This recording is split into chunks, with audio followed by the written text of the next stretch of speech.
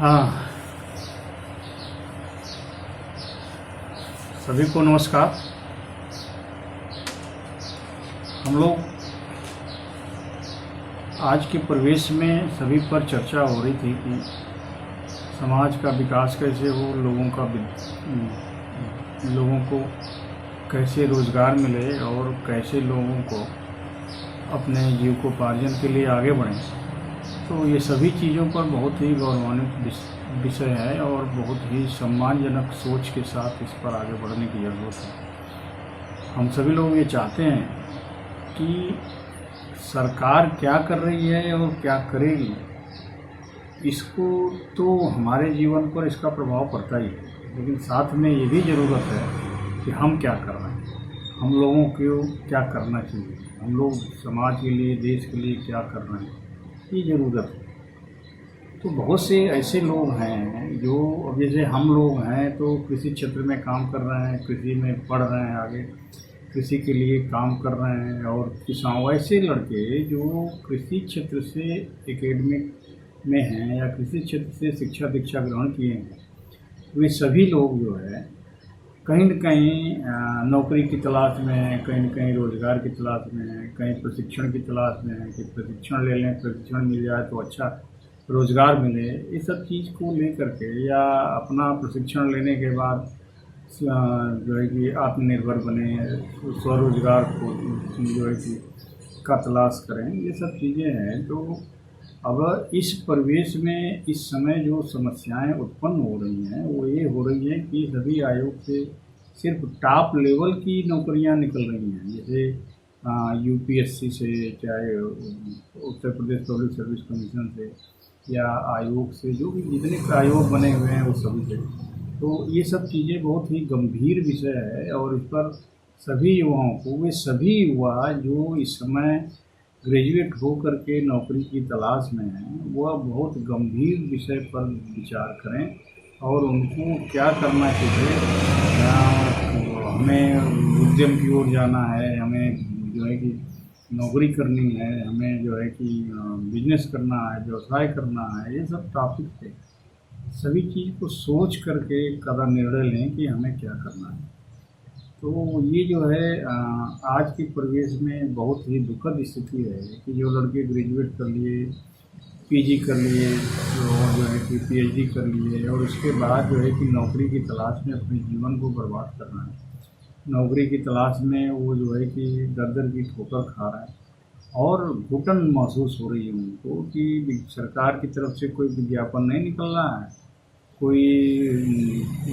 किसी भी आयोग से कोई विज्ञापन नहीं निकल रहा है, और उसके लिए वो जो है अपना तलाश करते करते उम्र को ज़ाया कर रहे हैं। तो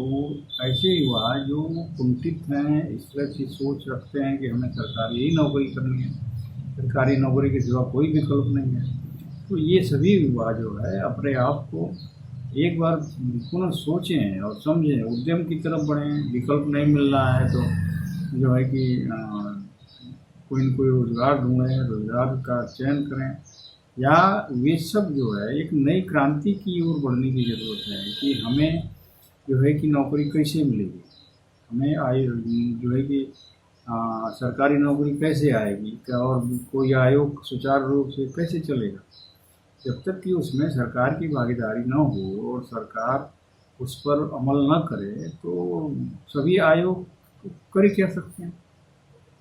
तो सभी आयोग जब कुछ नहीं कर सकते हैं तो उसके लिए आप सभी लोगों को सोचने की ज़रूरत है कि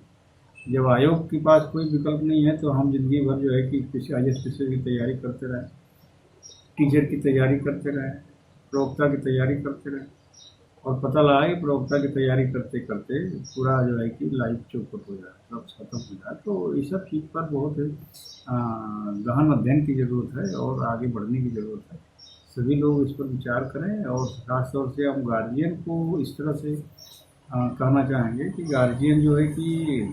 जितने भी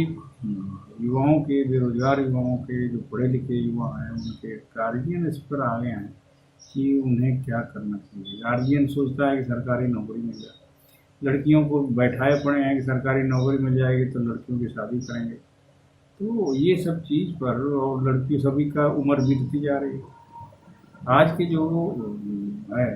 वोटर आईडी, वोट डालने का जो है कि अधिकार लड़कियों के लड़कों का अलग अलग है। लड़का 18 साल का हो गया तो वोट डालने का अधिकार हो गया, लड़की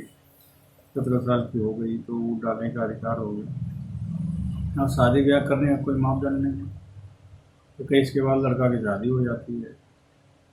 तो ये चीज़ें 21 के 17 के बाद लड़कियों की होती है, तो ये सब चीज़ सोचने की ज़रूरत है कि हमें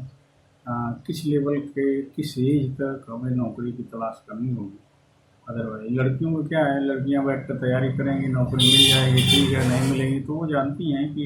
हस्बैंड तो बना कर खिलाया, बन कमा कर खिलाएगा या हस्बैंड कराएगा। तो वो तो एक उनके ऊपर तो एक आत्मबल है कि चलो शादी हो जाएगी तो हम गृहिणी हाउस वाइफ बन जाएंगे, तो गृहिणी बन जाएंगे तो उसका जीवित उपार्जन होगा। लेकिन लड़कों के लिए क्या होगा, लड़कों के लिए क्या विकल्प है, ये सोचने की जरूरत है। तो इस सब चीज़ पर बहुत बहुत